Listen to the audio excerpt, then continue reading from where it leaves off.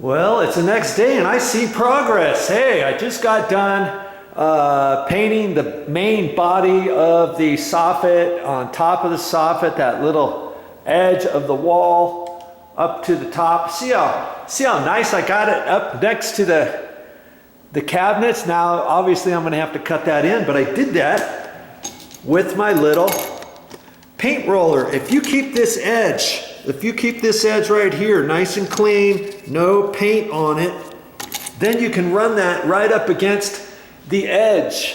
And on that one, I ran that right on the doors. See how much wider that line is there than that one. And then on that one, I just ran it like that, carefully, right up against the scribe mold, see? And I also did that down here next to the, oh, look at that. I got just a little run right there. Maybe I should look at the bottom of that here in a minute. I just set it like that and ran it along there, and then I did the same thing up there next to the cabinets. As long as you have that edge, I always check that every once in a while to make sure there's no paint on it. You don't want to dip it into the paint too far, and now all of a sudden you got paint on there and you forget. Now you got it on the bottom side of this cabinet, and that's a no-no, because that cabinet, the bottom side of that cabinet is particle board, and you won't be getting that off anytime soon with a sponge, so to speak. And see, I actually used that initially to get my line going up against the ceiling until I forgot, dabbity nabbit, that my ceiling is flat paint. And whenever you wipe on a ceiling with metal like that, or a putty knife, and you're trying to knock something off the ceiling, you make black marks. And I forgot about that, and I hardly touched the ceiling at all. Let me see if I can get you in there. You see that line? See that line about an inch or so away from the wall on the ceiling? It's a definite line, and that's, see right there, look at that. That's from the metal of this pushing up against there. Now, if that ceiling was a semi-gloss ceiling, I'd have no problem, because with semi-gloss, it's not really going to do that. But I don't. Most of the time, I do ceilings flat. I like to do them flat, white, and I shouldn't have done that. And so all the rest of it from about there on, I just ran it up this way, and was just careful. And I could have done that over here too. I don't know what I was thinking. But anyways, and see, I used this little roller cover. It's a 6-inch roller cover, and it's designed to fit on this particular one, a 4-inch or 6-inch. And this used to be a big, huge 3/4-inch nap roller. Look how thin it is now. Look at on that side. Good grief. And that's because I ran that. I had 2 roller covers, 3/4-inch nap roller covers, and that's how they get after you use them a lot. And I did the ceilings all with a 6-inch, with these 6-inch roller covers. And see, when they get thin like that, I don't throw them away, I save them. And that came in handy because there wasn't as much nap, and it was easier for me to cut in around the edges and to be careful down in here, because there wasn't as much nap. And it was still thick enough, and I pushed it on there and got it all nice and clean. Okay, so that's what I've been working on. And you know, I'm gonna let that dry, and I'm gonna go and do something else. I just used the little hand roller right there too, and then I used that same roller in here the other day, and then I just took a throwaway paintbrush, a 2-inch throwaway paintbrush, to get all the nooks and crannies all in there. Now I'm letting that dry, so I can put the, remember, I'm going to put semi-gloss. This is eggshell finish right now. I'm going to put semi-gloss over the top of the shelves and this edge. I'm going to do that upstairs too. So when this is 100% dry, you know, that's one of the things I'm going to do. I'm going to whip out my semi-gloss double click paint. That's what this is called. The color is double click from Home Depot, and it looks nice, doesn't it? It's a gray. It's got just a tinge of, well, I don't know if you want to say blue in it or not, but when it's all said and done, when you look at the walls, they're going to look gray. They're going to look gray, and it's really going to look nice, and it's going to pop with all the nice white baseboards. And I'm going to paint these baseboards down here still. And you know, I'm just taking my time today. I got a little music playing, and the carpet guys aren't going to be here for a couple more days. But you know, I still have a few bits and pieces. You know, I gotta finish this along here, my ceiling, and my wall paint. I'll fix that today. Get some masking tape out. What else am I going to do up here? This is that other little cabinet. I got this all nicely painted. This is all eggshell finish, the double click color. And I'm going to paint the tops and the sides here with the semi-gloss paint, because I happen to have semi-gloss paint, because I painted where this washer and dryer is. I used semi-gloss white on the ceiling. I first put flat white, and then I put a coat of white semi-gloss on there, and then I used the double click semi-gloss paint on the walls, because I'm going to do that in the bathrooms too. So I thought, hey, I've got some extra semi-gloss paint, so I'll put it on here, make these more durable. Okay, so that's something I'm gonna do today. And then I've got just a few other things here. We've got in the master bedroom. See, with the paint all cut in, doesn't that look sharp? Look at that. I've got all the baseboards here nicely painted, fresh coat of paint, and the door frames. See how bright and clean looking lines it looks like when you cut in and you do things right. I've got the window stool nicely painted, and that turned out really good too. And in the closet, I decided to do a semi-gloss white ceilings, and I like to do that in closets just because it brightens the closet up a little bit, especially when you turn the light on. The light bounces off the ceiling and gets on the walls, and I got the eggshell finish on the walls too. And see, if you will remember, all these walls and ceilings were that beige color, and so of course, with me putting white semi-gloss on here, I knew the white semi-gloss would not cover in one coat, and I wasn't going to put 2 coats of semi-gloss paint up there. I had the white ceilings. These white ceilings are flat white ceiling paint that you can get already pre-mixed at Home Depot, and I knew that wasn't going to cover in one coat, so I got 2 coats of white flat ceiling paint up there. Yeah, it's like painting the condo ceilings twice. And so in the closet, I put 1 coat of white flat ceiling paint on there, and then after that dried, I put a coat of eggshell or semi-gloss white paint.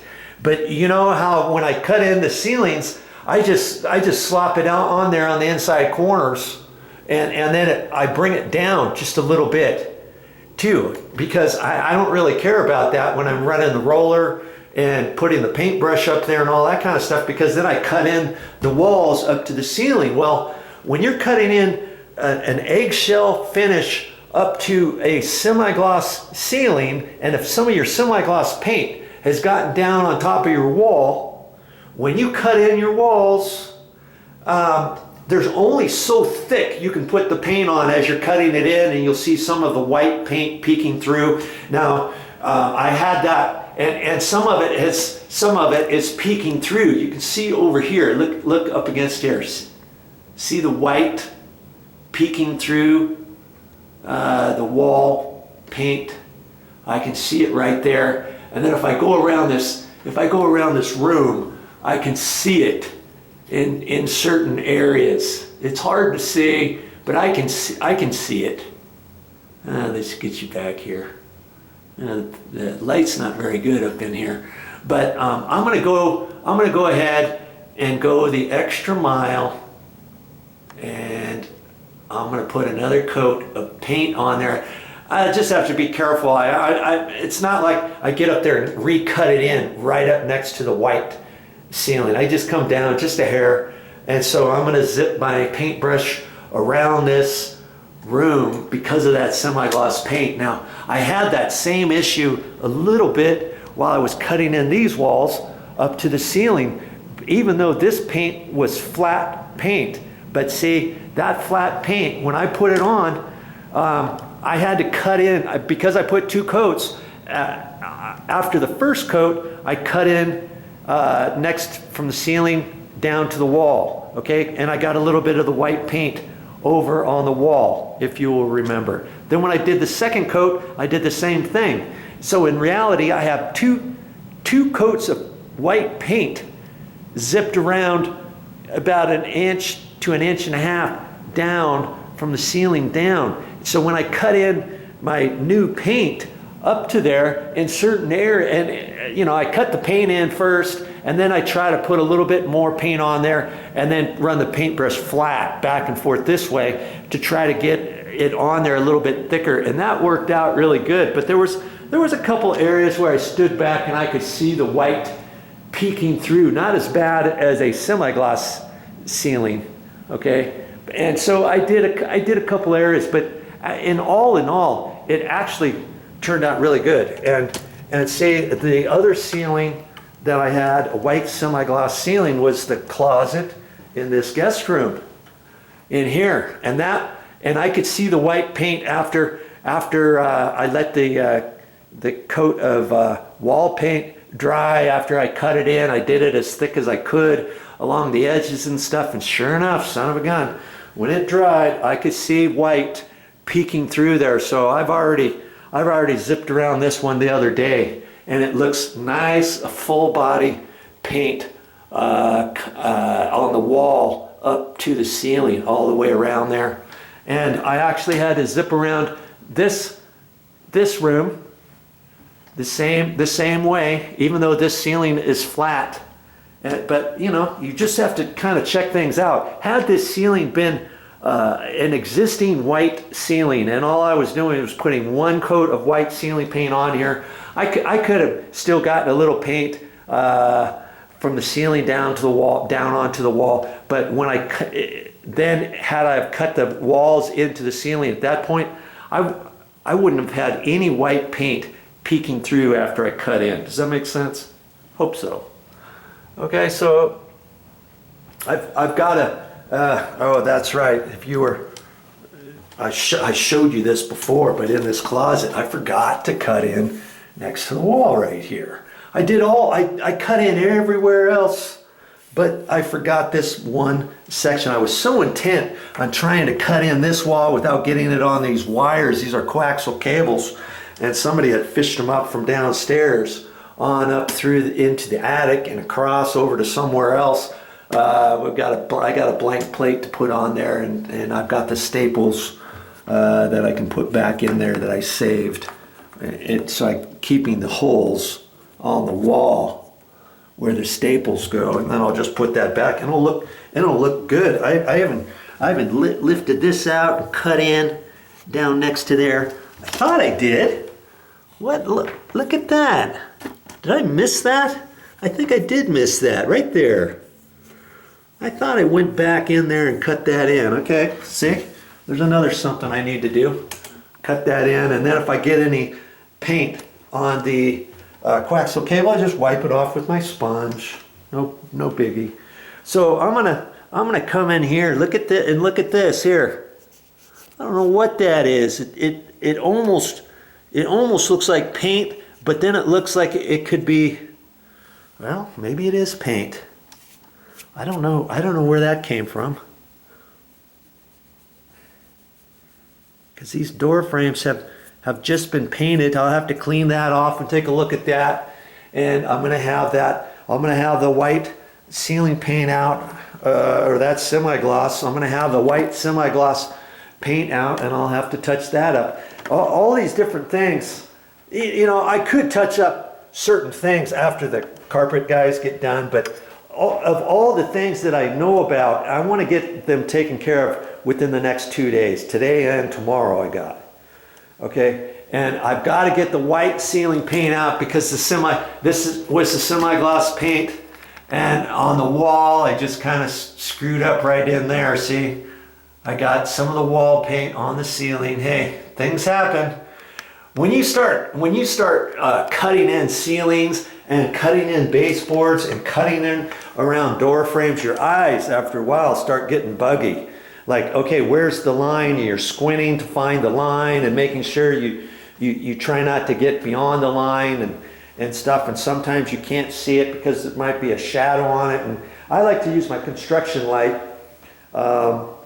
in the room. And sometimes I'll put the light directly where I'm working, and other times it might throw a shadow on the wall. So then I'll kind of push the light off a little bit, and then I can see the lines better. But after a while, man, you got to kind of almost take a break because your eyes, from squinting and trying to find the line and stuff, it just kind of makes you tired.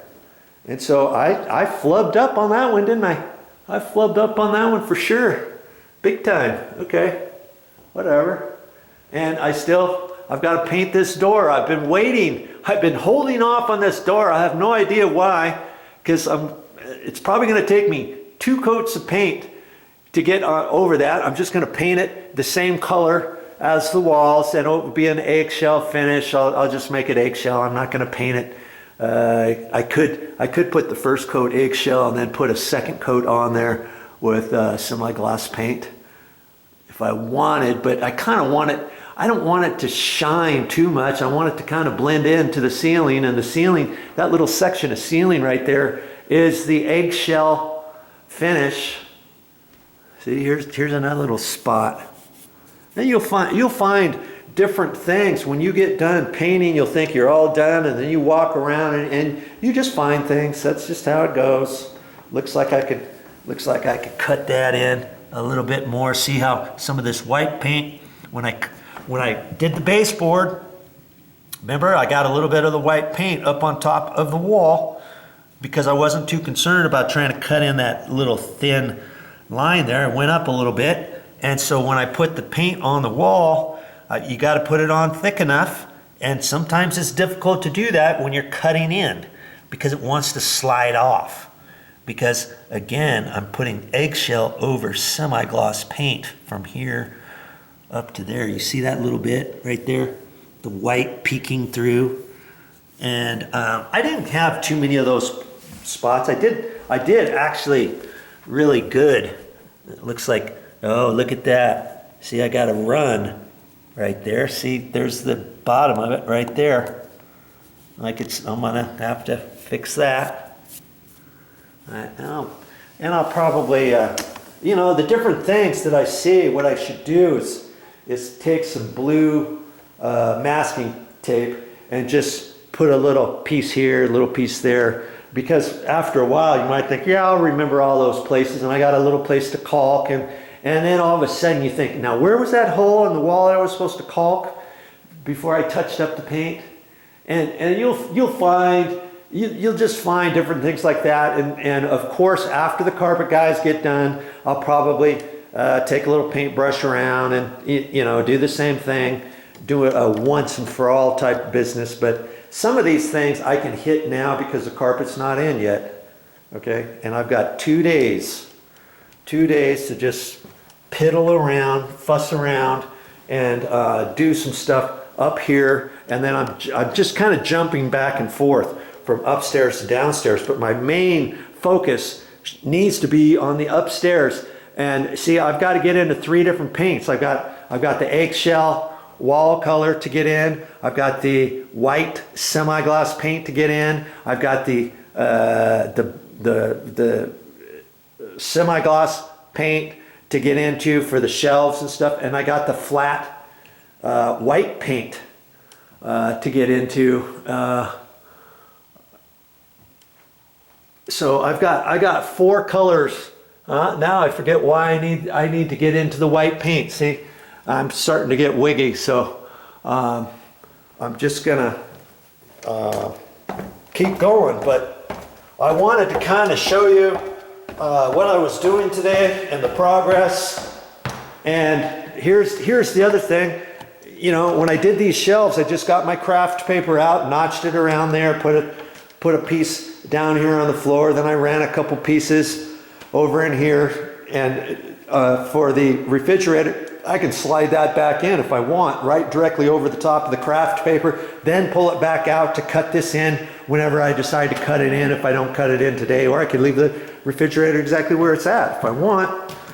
And see, I just ran the craft paper along here and down in through there. I decided to paint this because we're going to be without a stove for a few months until I get the eventually we're going to redo the countertops and put new countertops, and I'm going to be the one ripping this out, but that's going to be in 5 or 6 weeks from now, because we have to order the counters, and we're having a heck of a time deciding what kind of sink to put in, and that kind of thing. So, you know, we're going to be moving in here in a couple weeks, and this is just how we're going to do it. We're just going to leave this like that. So I thought I would go ahead and I'll cut this all in with a paintbrush. It won't take me that much of a time for it. And you know, this sink was a white porcelain sink, but it was an over-the-counter type, and we're going to install new quartz countertops, and we're going to actually have the sink installed from underneath. But the type of configuration, there's all kinds of configurations, and if you want a certain one or something, you got to go to different stores, and you might even have to special order it and stuff. And I was dead set on wanting a white porcelain cast iron sink, because you know we've got a stainless steel sink at home, and it's like when you have stainless steel, you got to be careful with it, because if you don't use the right cleaners on it, or if you use the wrong scouring pads or something, you could scratch the surface of the stainless steel, and then it's hard to get rid of the scratch. And then every time you look in the sink, there's that cockamamie scratch again.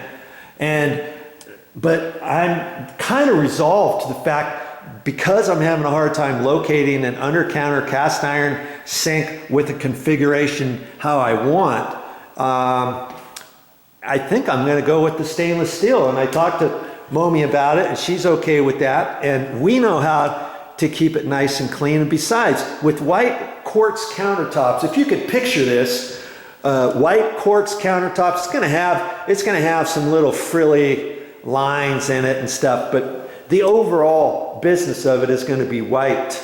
And we're going to have stainless steel looking types of appliances, not real stainless steel, but it's going to look like stainless steel. This is not it, but it's going to look like stainless steel, and it's easier to wipe off, and it keeps fingerprints off of there like stainless steel. You know, if you get that, anytime you touch it with your hands, your fingerprints get on there. It's hard to clean off, and you clean it with certain cleaners, and then you look at it, and son of a gun, there's the fingerprints again, always.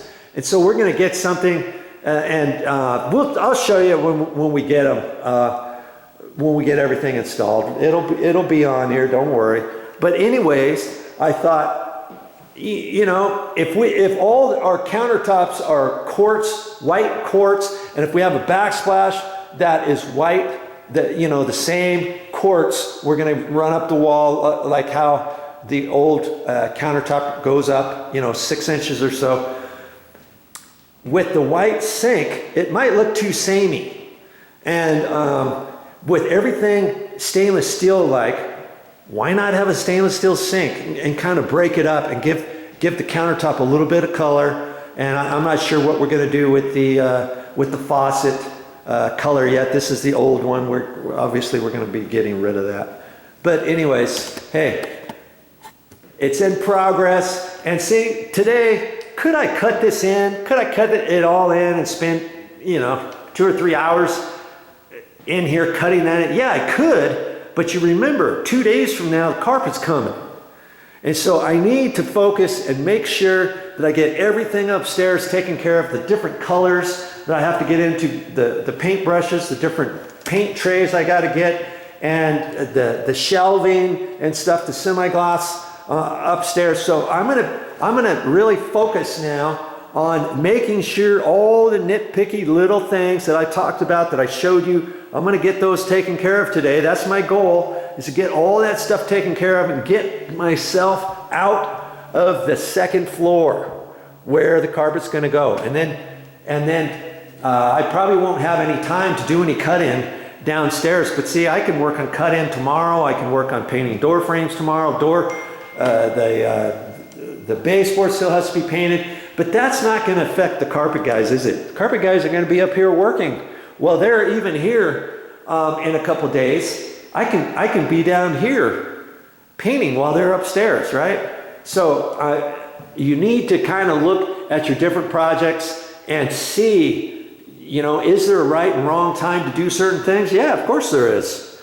And is it in a perfect world? I wouldn't be working over a floor, would I? A finished floor. In a perfect world, I would have had all this painting done before the flooring guys got here at all, and before the carpet guys even got here for installing their carpet tack strip and their carpet pad and all that kind of stuff. But we don't live in a perfect world, do we?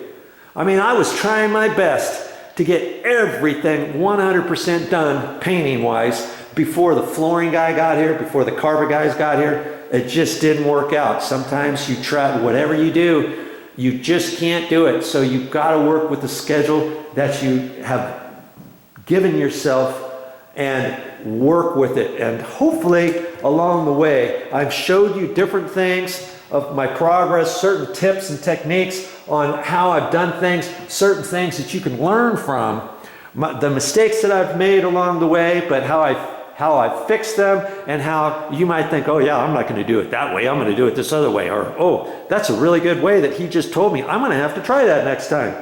And you know, we could have had a painter, a professional painting crew come in here with 3 or 4 guys and blow this out in a week and a half or so, but then we'd be out $10,000 too, probably, or more. You saw how high the ceilings were up in the other rooms and stuff upstairs. And so, hey, sweat equity it's called. The paint didn't really cost that much. So far, we're into it little less than $1,000. And, you know, for the painting materials and stuff. Probably a little bit less than that even. Maybe $750. And so, for a $9,000 savings, if you have the time and the energy and the know-how and the wherewithal, you can do this kind of stuff. You see me, if you watch my videos, you can see that, hey, this guy isn't anything special. You know, I'm not a professional painter, but I can get it done. And when I get it done, it looks like a professional has done it. But hey, I'm not a professional, and you're not a professional either, and most of all this stuff you can do on your own. You don't need to pay somebody else to do it. If you've got the time on your hands and you want to try your hand at it, you're going to learn along the way, and hopefully you've learned quite a few things watching my videos to know that, hey, if Joe, an average Joe, can do it, then you can do it too. Well, I guess it's time to get busy.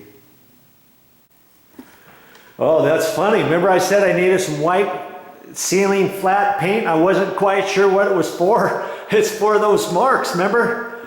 Up there.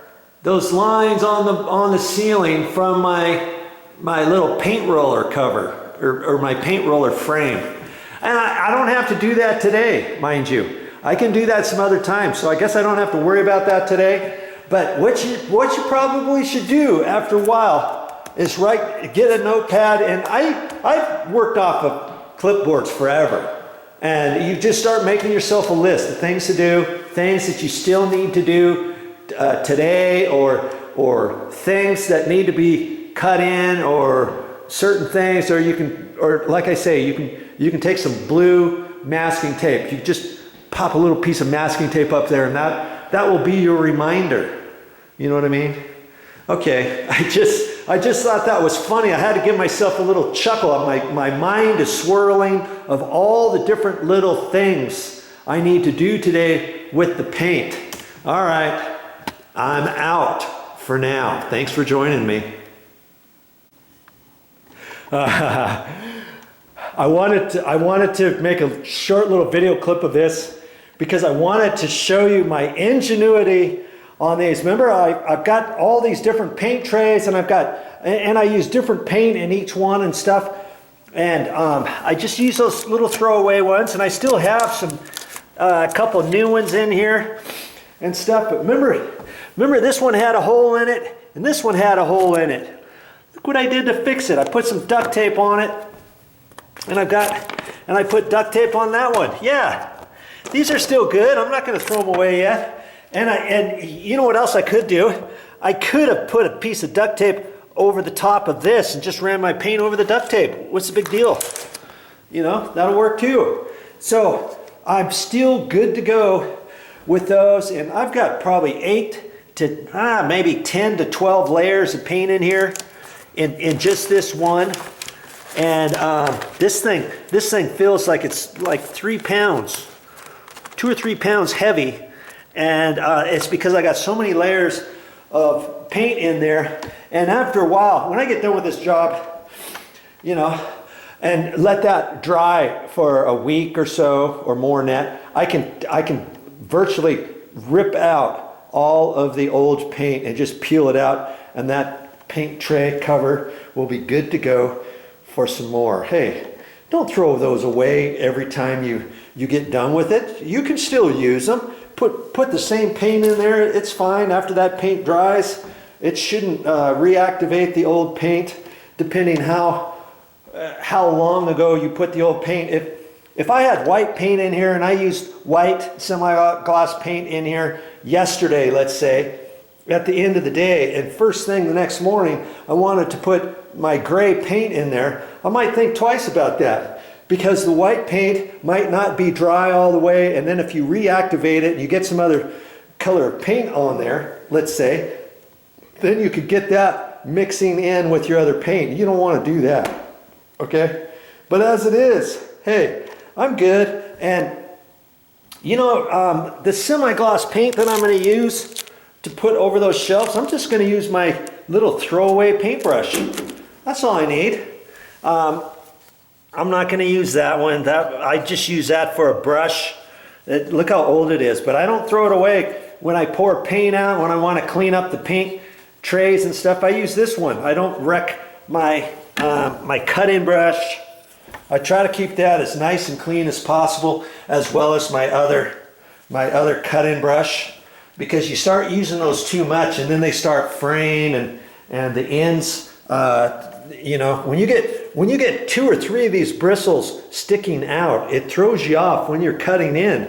And then if you get a little bit of paint on 1 or 2 of those, it could throw paint somewhere else where you don't want to cut in, where you're not cutting in. You know what I mean? So what I do on these is I'll take my little carpet scissors and see the little pieces that are sticking out. Sometimes they'll go back together when they get wet with paint, but then other times they stick out. And so I'll pull this down all the way with my little carpet scissors, and I'll cut off those couple little pieces, and I continually do that, because the last thing you want is paintbrush little thread pieces sticking out when you're cutting in. And the other thing you don't want when you're cutting in is little bits of sand, little bits of sawdust getting in on your paintbrush. Oh, that is the worst thing possible when you're cutting in, and then you keep going back and forth and you get those little bits in there that keep showing themselves, and you try to pull them off with your fingers and slide them off with your fingertips and stuff, and they keep showing up, you know. Then you've got to make a decision. Is that stuff in your paint, or is it just in your paintbrush? And then you got to rinse your paintbrush out and do something else while your paintbrush is drying before you can start painting some more. Okay, just different things. Okay, I just thought you might get a chuckle out of how I'm recycling these little plastic paint trays. And here's the other thing. When you start getting into the end of your job and you got to get into 4 different paints because you're doing touch-up and stuff. Look, I've got 3 trays. I can pour 3 different colors in there. I can also work right out of the paint container, the paint can. Usually, if I do that, I'll put this on there. I like to use that anyways. Whenever I pour paint and stuff, then I wipe it off, because then I don't get the paint in that groove. You know what I mean? And it's easier to, you know, when I'm working right out of the paint can, I can just use that this side deal after I put it in there, and then I can just wipe my paintbrush off on that. So see, I've got, if I'm working with 4 different colors, let's say, I can pour a little bit in that one, I can pour some other in there, some other in there. I can work directly out of that, and I need to use different paintbrushes. Well, one of them I've determined I'm going to use my throwaway 3-inch paintbrush. I could have used my 2-inch throwaway paintbrush on something else, and then I've got my cut-in brush, and then I've got my other cut-in brush. I'm pretty much set up for whatever I need to do, because if you're going to think, oh yeah, I'm gonna get back and forth in different paints and stuff, and you're only going to use one cut-in paintbrush all day long, it's kind of difficult to do that, because you gotta rinse it out, and then your bristles are still wet to a certain extent before you start getting into another paint. Usually, if I want to use it quick, I'll take it and try to dry it off that way, or because there's carpet pad on there, I can do that and get most of it off. I can put it in the sun for a few minutes, but I don't like to take a direct cut-in brush or any type of paintbrush after I've just rinsed it out and have it wet and start working out of another paint, especially if you're going to be trying to cut the paint in, because now you're mixing your water from your paintbrush right in with your paint. And I don't care how well of a cut-in person you are, for the first, I don't know, 15 feet of cut-in, you're probably going to have to go over it twice, because your paintbrush still has water in it. You see what I'm saying? So just kind of be aware of that, especially if you're going to be working with more than one color during the day. All right, that's enough. I'm gonna work now and get this project done. Hey, well, I just got done installing the semi-gloss paint on the top and the edges, and I decided I just used the 2-inch throwaway paintbrush. I was going to use my 3-inch, but the 2-inch worked fine, because I had to kind of cut it in the best I could and do across here. It didn't really take me that long to do that, and I didn't get it cut in exactly 100% perfect, but that's okay.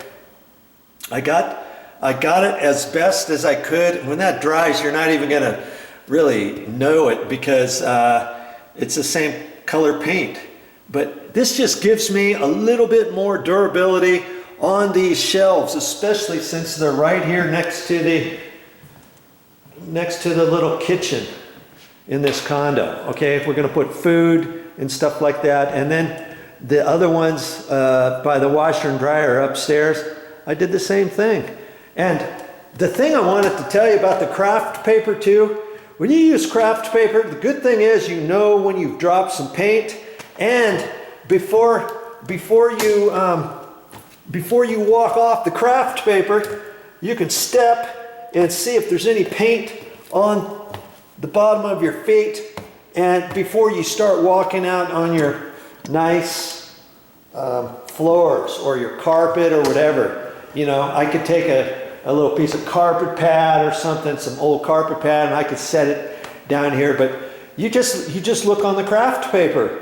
You know, it really works out good. You've got to get it one of these days. I'm going to really convince you that you should start using craft paper instead of the real thin plastic or canvas, not canvas, but you know, those big heavy drop cloths that painters use. When you put something like that down on the floor, you don't know if there's any paint on it where the paint's dripped on there. You start walking all over the place. You're walking all over on the paint, and then you've got to have those drop cloths forevermore and store them and all that kind of stuff. This stuff is easy to store, man. Here, this is how you store your craft paper. Look at all the craft paper I still have left for all kinds of things. And I'll still bring out some for here, and I won't just tape it down kind of like this. See, I'm just not going to do that. You know, and I could put it all along here, 3 foot wide, all the way across, and tape it all down and stuff. But no, I'm going to take just a full piece. Let's just imagine this is a full piece, okay, 3 foot wide and stuff. I'm just going to shove it up there like that with my foot, and then I just kind of slide it along. And I'll have like an 8 foot long piece, or maybe 9 or 10 feet long, depending.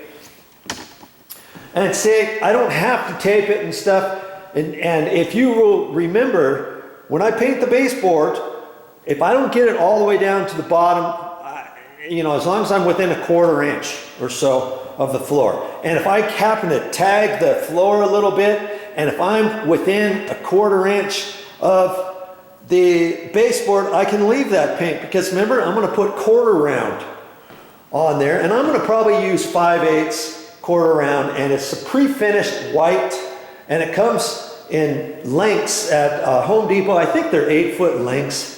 8 foot lengths or 10 foot lengths, but I think they're 8 foot lengths, and it's this plastic stuff, and it's white all the way through, so if it scratches, it's still white. And it might even be the same color as the baseboard. I still have to paint this baseboard, but once I get that, I'll show you it, and if it matches, if it blends in really good, all I'll have to do is put some white caulking on the back side of it, and push it up there, tape it to the wall, let it dry, pull the masking tape up, and then take a nice bead of caulking on the top of the 1/4 round. And I may not even have to paint that 1/4 round. If the 1/4 round, there's 2 different kinds of 1/4 round at the Home Depot. One is like an MDF pre-primed 1/4 round. Then of course you have to paint that. But this other stuff is like plastic stuff, and it's white, and it might just work without me having to paint it. Stay tuned for that, but hey, I hope I've made a believer in you of using craft paper from now on.